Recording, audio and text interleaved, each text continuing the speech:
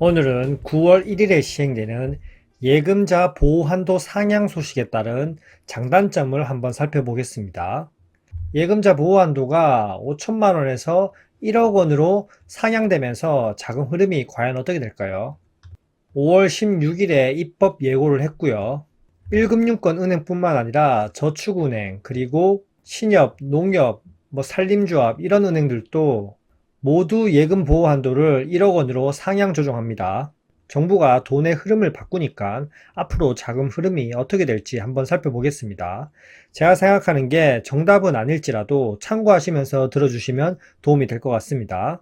일단 이렇게 보호 한도를 1억 원으로 상향하는 이유는 뭘까요? 표면적 배경으로는 예금자의 재산 보호 강화, 그리고 금융시장의 신뢰 회복을 목표로 하는데요. 제가 생각하는 건 약간 좀 다른 이유가 있는데, 다른 이유는 추후 영상을 따로 제작하겠습니다. 일단 좀 살펴보면 97년 외환위기 이전에는 예금자 보호 한도를 금융별로 1,000만원에서 5천만원까지 제각각 운영해 왔습니다. 그러다가 외환위기 당시에는 한시적으로 예금 전액 보호를 실시했고요.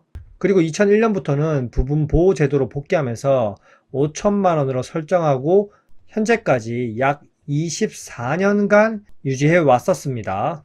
렛츠고! 그런데 연말이 아니라 왜 입법 예고하고 나서 9월 1일부터 시행을 할까요? 일단 기본적으로 연말 연초에는 정기 예금을 해지하는 사람들이 많고 채권 시장의 변동성도 크기 때문에 연말 연초를 피해서 정부가 시행하는 게 시장 영향을 최소화한다 이렇게 생각했고요. 그리고 9월 1일에 시행할 수 있었던 이유는 5월 16일 입법 예고 이후에 특별하게 자금 이동이 크게 되지 않았다, 특이사항이 없었다 이렇게 얘기를 했고요. 은행이나 저축은행, 상호금융 모두 평균 수준의 예금 증가세를 유지했다고 발표했습니다. 2금융권에서 1금융권 이렇게 대규모의 자금 이동이 일어나지 않았다고 관찰됐기 때문에 5월 16일 입법 예고 이후에 9월 1일부터 시행할 수 있는 거죠. 자, 그러면 입법 예고 이후에 예금 잔액을 살펴보겠습니다. 이 자료는 금통위 자료입니다. 이 자료들에 대해서 기사가 있긴 한데 어떤 기사는 24년 말 기준으로 현재 25년 7월 말까지 증감을 표시했고, 어떤 자료는 25년 5월 16일부터 25년 7월 말까지 증감을 표시했더라고요. 제가 생각하기에는 24년 말부터가 아니라 5월 16일 입법 예고하고 난 이후에 7월 말까지 증감을 표시하는 게 맞다고 생각하기 때문에 이렇게 제가 신문을 읽고 나서 적어놨습니다. 함께 살펴보시면요. 일단 은행 예금 잔금은 2.1%가 증가했고요. 시중에 1금융권 은행을 얘기합니다. 금액이 2222조 7천억 원에서 2274천억 원으로 증가했고요. 그리고 저축은행 제2금융권을 얘기하죠.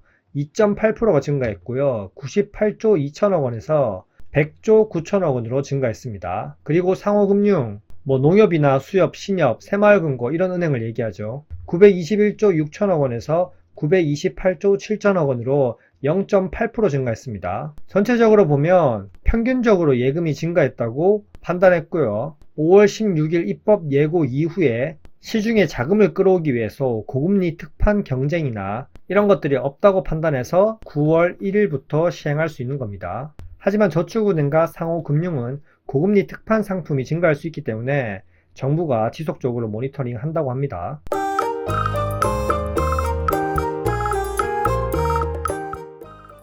자, 이렇게 예금 보호 한도를 1억 원으로 올리면 예금자 입장에서는 예금 선호도가 올라가게 됩니다. 소비 대신 저축이 늘어날 수 있고요. 그렇게 되면 은행 자금 여력이 충분해지니까 다시 은행은 대출 재원을 안정적으로 확보할 수 있고, 대출 금액이 충분해지니까 다시 부동산 대출을 또 해줄 수 있습니다. 일단 소비 대신 저축을 늘린다는 건 현재 정부가 추경과 민생 소비 쿠폰을 뿌리면서 소비를 촉진하고 있는데, 그런 정부의 스탠스와 약간 어긋날 수 있고요. 어쨌든 소비가 위축되면 또다시 내수 경기에 부담이 될 수 있고요. 그리고 이렇게 은행들이 대출 자금을 확보하게 되면 만약에 그 시기에 부동산 경기 회복 기대가 겹치면 은행이 늘어난 예금을 대출로 풀면서 오히려 부동산으로 자금이 유입될 수 있습니다. 그래서 부동산 규제 정책을 시행하고 있는 정부와 같은 기조로 가야 됩니다. 자, 우려사항을 긍정 회로로 돌려서 생각해보면 오히려 예금 자산 선호 심리가 강해지면서 부동산으로 갈 자금이 예금으로 가는 효과가 있을 수도 있습니다.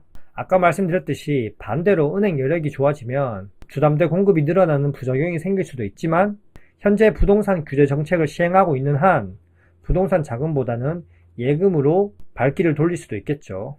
무조건 예금으로 발길을 돌리게 하려면 정부가 부동산 규제 정책을 계속 유지해야 되는 겁니다.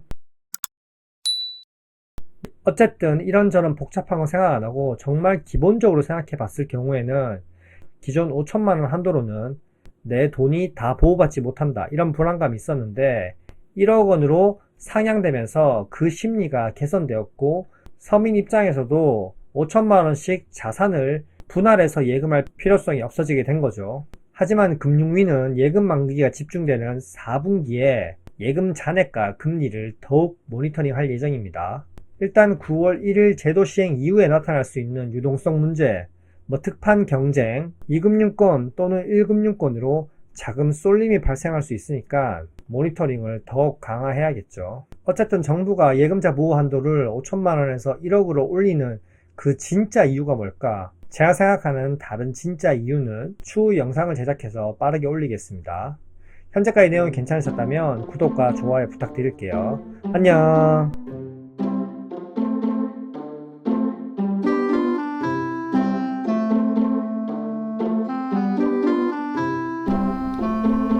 Why